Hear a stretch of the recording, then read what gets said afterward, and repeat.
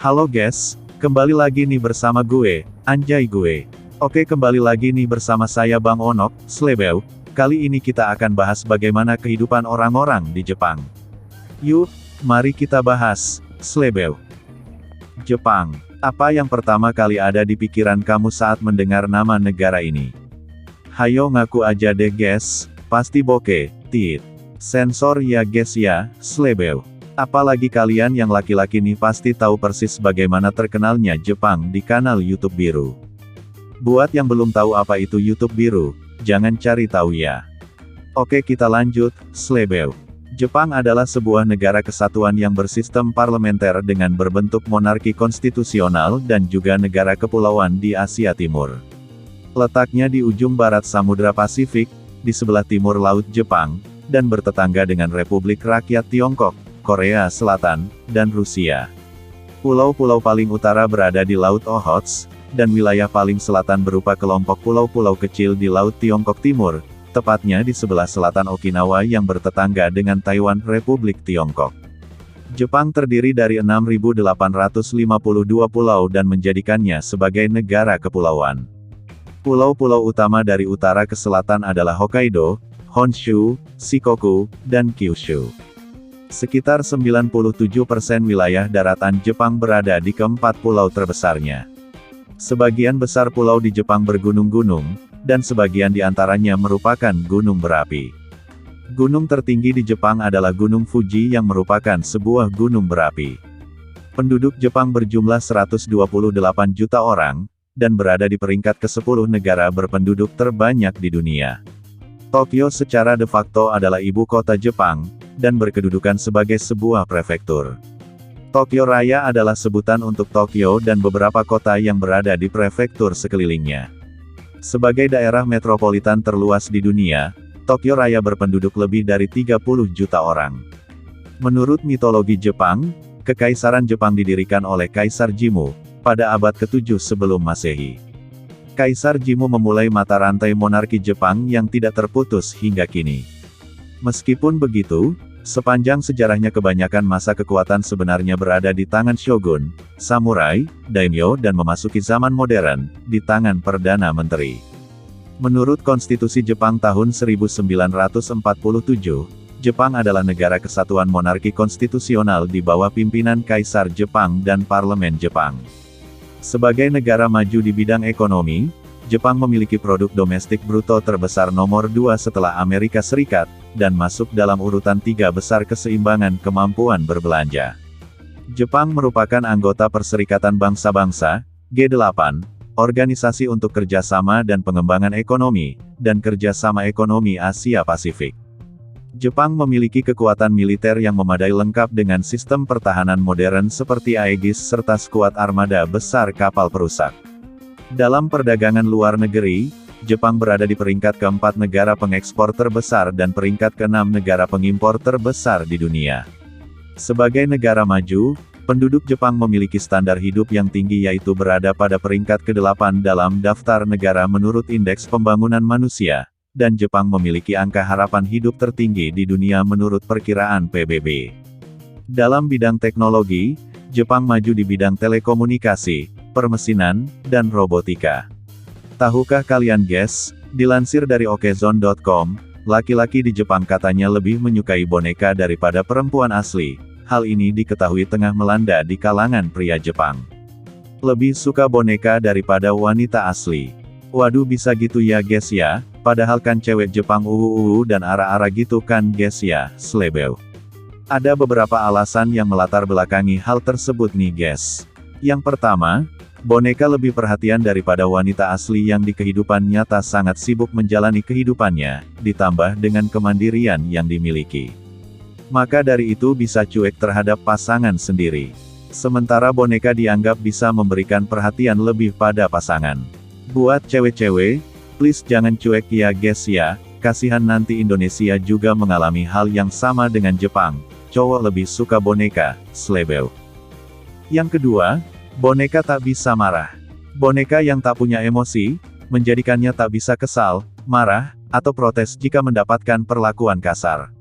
Berbeda dengan wanita asli, yang bisa berekspresi. Wah kalau ini sih Bang Onok gak berani komentar ya guys ya, slebeu. Cewek Indo baik kok guys, slebeu. Boneka akan selalu ada daripada perempuan asli yang mempunyai kehidupan real di dunia nyata, sehingga tak bisa selalu ada untuk pasangannya. Boneka bisa selalu ada setiap saat, kapanpun dibutuhkan. Lalu boneka juga dianggap sebagai pendengar yang baik.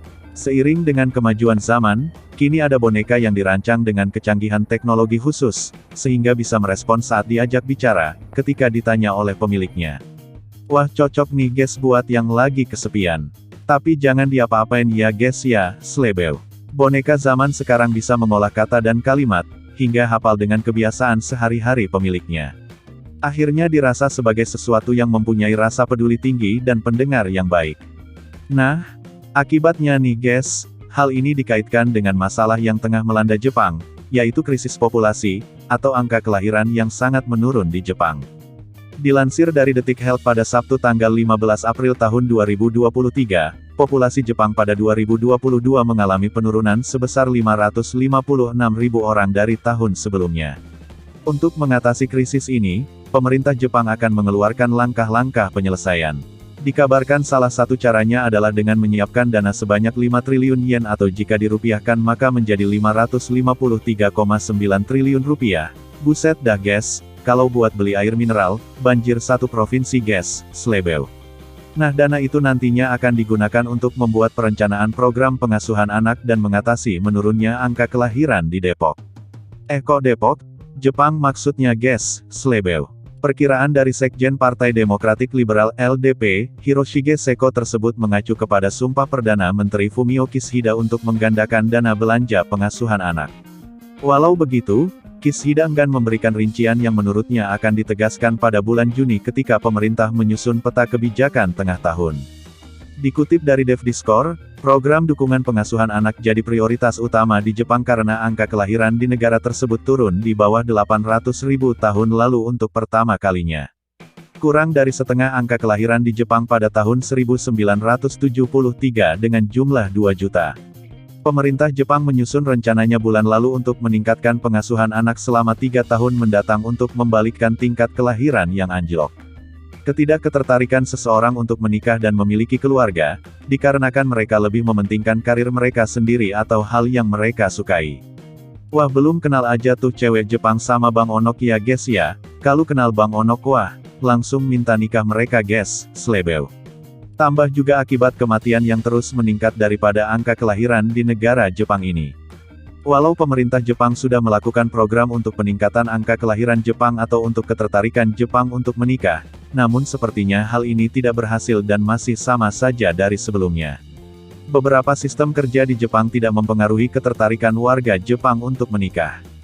Pekerjaan yang tak kenal lelah, disiplin, kecepatan proses kerja, membuat mereka khawatir tidak bisa menghabiskan waktu dengan keluarga. Mempunyai buah hati, juga termasuk untuk mereka malas untuk menikah, dikarenakan sang ibu tidak bisa melanjutkan pekerjaannya. Kondisi ini tentu sangat mengkhawatirkan, karena jika kondisi ini dibiarkan akan membuat negara Jepang mengalami krisis demografi yang sangat serius. Semakin sedikit warganya yang berkeinginan untuk menikah, menyebabkan angka kelahiran di kota maju ini turun drastis dari waktu ke waktu. Jika hal ini terus terjadi, bukan hal yang aneh jika populasi manusia Jepang terancam punah dalam beberapa puluh tahun ke depan. Ada beberapa fakta menarik nih guys tentang negara matahari terbit ini, slebeu. Berikut fakta-faktanya. Bunga sakura merupakan ikon negara Jepang. Bunga ini hanya mekar sekitar 1-2 minggu selama setahun. Bunga sakura biasanya mekar di awal musim semi, namun waktu mekar bunga ini bervariasi. Buat yang mau berkunjung ke Jepang, saat bunga sakura mekar adalah waktu yang pas. Musim puncak mekarnya bunga sakura di Jepang umumnya dimulai dari akhir Maret hingga awal April. Ada lagi nih guys fakta yang tidak kalah menarik, tahukah kalian guys, bahwa, menurut data dari Japan Meteorological Agency ada sekitar 1.500 sampai 2.000 gempa bumi setiap tahun di Jepang. Buset dah banyak betul ya guys ya, slebeu. Lebih dari 70% wilayah Jepang terdiri dari pegunungan, termasuk lebih dari 200 gunung berapi. Siapa nih yang suka kopi? Atau sekarang ada yang lagi ngopi sambil ngudut? Selamat ngopi ya guys ya, slebeu. Nah ternyata nih guys, kopi merupakan minuman yang sangat populer di Jepang. Jepang mengimpor sekitar 85% dari produksi kopi tahunan di Jamaika. Wah kenapa gak impor dari Indonesia ya guys ya, padahal Indonesia juga punya kopi luwak. Ini bukan iklan ya guys ya, oke lanjut, slebeu. Dalam kultur masyarakat Jepang, ajakan makan bersama belum tentu berarti Anda ditraktir, tapi bisa jadi bayar sendiri-sendiri. Wah di Indonesia kan juga gitu ya guys ya, dia yang ngajak makan, taunya yang bayar kita, haduh, slebeu. Saat kamu akan naik taksi di Jepang, jangan kaget saat pintu tiba-tiba terbuka sendiri.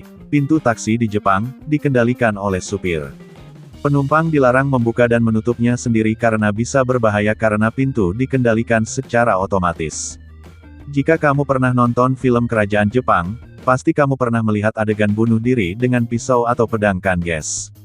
Slebeu, Jepang memiliki sebuah tradisi yang bernama harakiri, yaitu tindakan bunuh diri dengan cara menusukkan pisau atau pedang ke perut atau jantung. Tindakan itu dilakukan oleh orang yang merasa telah kehilangan kehormatan akibat suatu aib atau mengalami kegagalan dalam menjalankan kewajiban. Selain itu, transportasi publik di Jepang juga sangatlah tepat waktu. Jikapun terlambat, selisih waktunya mungkin hanya akan terpaut beberapa detik saja.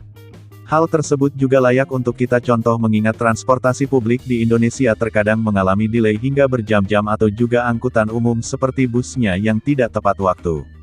Di Jepang Anda juga bisa menggunakan kartu transportasi ketika ingin menaiki kendaraan umum.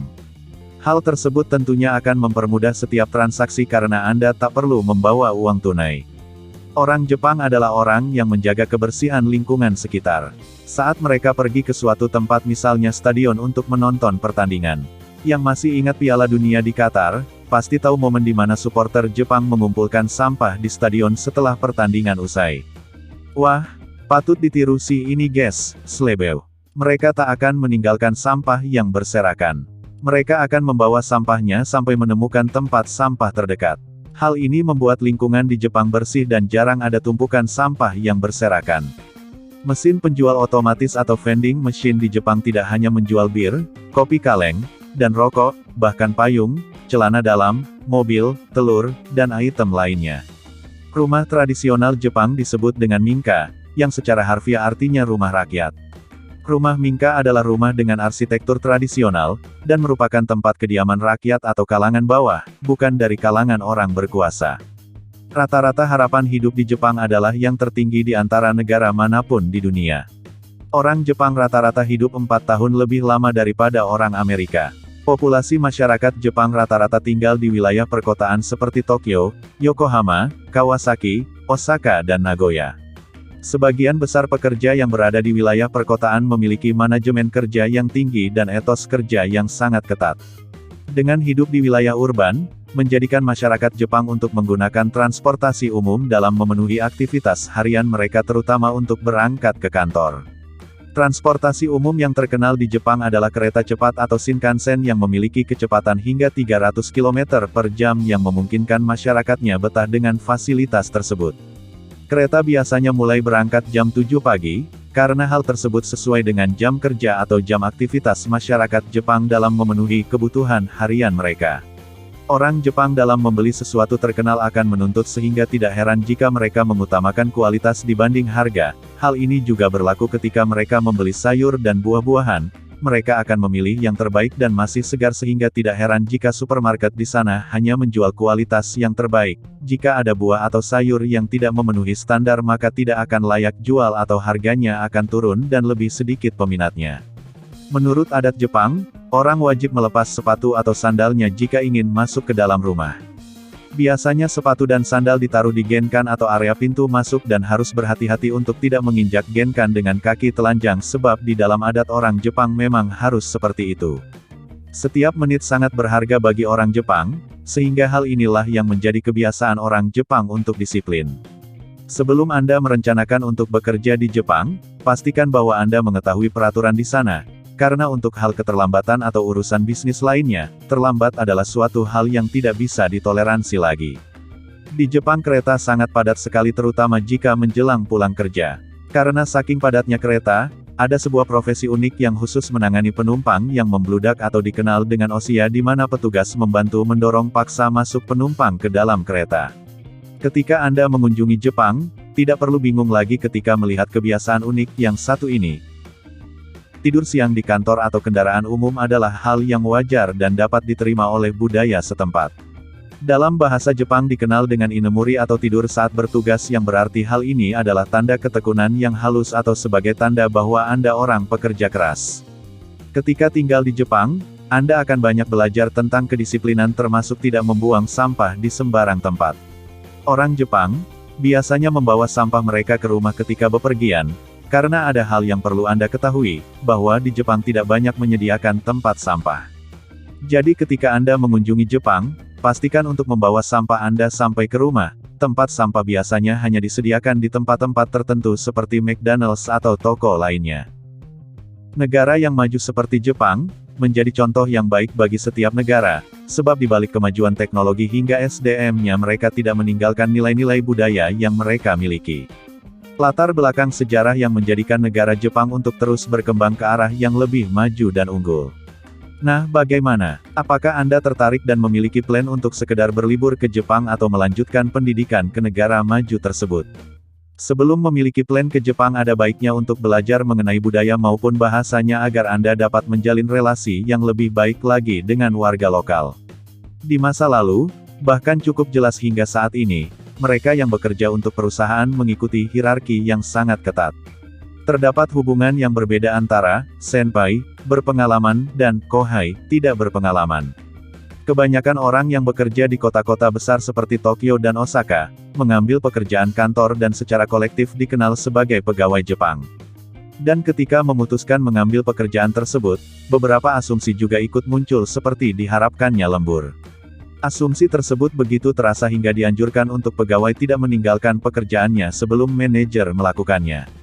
Dan jika manajer ingin pergi minum-minum setelah bekerja, sebagai karyawan harus sukarela menemaninya.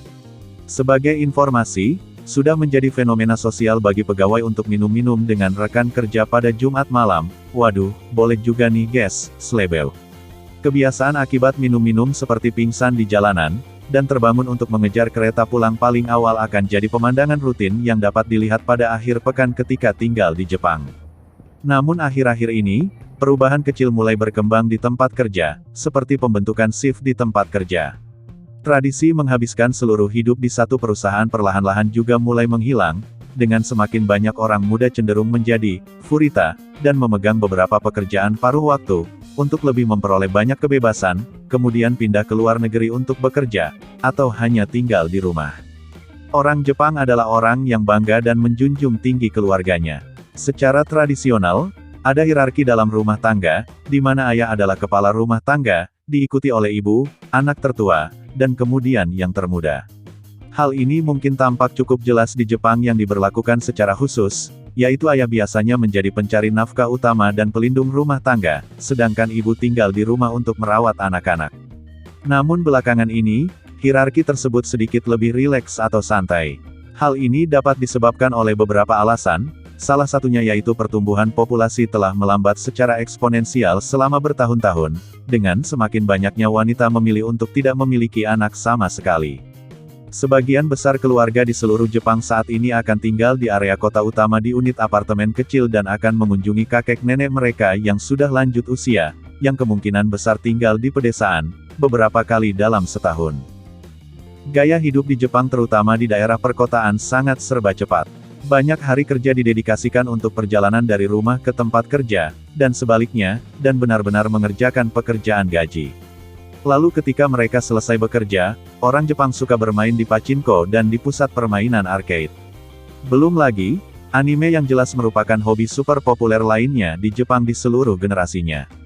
Tak hanya anime, membaca manga juga masih merupakan kegiatan populer di Jepang yang sangat dihargai meskipun semakin banyak orang beralih menonton animasi di platform streaming. Di sisi lain, orang Jepang juga banyak beralih ke hobi yang memungkinkan mendapatkan ketenangan batin dan nutrisi mental, termasuk salah satu hobi tradisionalnya dengan bersantai di pemandian air panas alami yang disebut onsen. Aktivitas lain yang disukai masyarakat Jepang adalah bermain papan permainan Go, dikenal sebagai Igo, di Jepang. Permainan ini dimainkan di mana dua pemain memilih warna putih atau hitam, kemudian bergiliran menempatkan batu warna mereka di persimpangan papan. Sebenarnya banyak hobi lainnya yang disukai oleh orang Jepang, seperti kaligrafi, atau sodo. Kaligrafi dan sodo adalah bentuk seni yang indah yang telah dipraktikkan selama berabad-abad, namun sodo memiliki banyak lapisan teknik untuk dikuasai, jadi ini adalah hobi jangka panjang yang bagus bagi mereka yang menyukai seni dan kerajinan. Kemudian, hobi lain yang telah lama diajarkan oleh orang Jepang adalah pergi ke alam bebas dan menghirup udara segar. Sekitar 70% dari Jepang didominasi oleh pegunungan, dan negara itu sendiri juga menawarkan beberapa jalur hiking paling indah di dunia, bahkan kereta komuter dari Tokyo sangat mudah untuk mencapai kota-kota dan pedesaan tanpa batas. Jepang adalah salah satu negara dengan tradisi makan yang unik. Mereka sangat mematuhi aturan tata krama saat sedang makan. Contohnya, ketika orang Jepang memakan mie menyeruput kuah makanan sampai terdengar bunyi slurp merupakan bentuk pujian untuk menyampaikan bahwa makanan tersebut enak. Selain itu, orang Jepang akan makan dengan menggunakan mangkok dengan mendekatkannya ke mulut. Hal tersebut bertujuan untuk menjaga kesopanan. Umumnya orang Jepang sangatlah menjunjung tinggi kedisiplinan. Salah satu contohnya adalah budaya mengantri. Ketika berada di sebuah tempat pelayanan umum, orang Jepang akan mengantri dengan tertib. Bahkan, walaupun tanpa garis pembatas atau penjaga, mereka tetap akan mematuhi ketertiban ini. Bagi mereka, melanggar antrian adalah sesuatu yang sangat memalukan. Nah, budaya mengantri inilah yang seharusnya kita contoh. Oke, jadi gitu aja ya guys ya, untuk pembahasan kali ini. Semoga bermanfaat serta bisa menambah wawasan dan pengetahuan kamu semua. Saya Bang Onok pamit undur diri, terima kasih dan slebeu.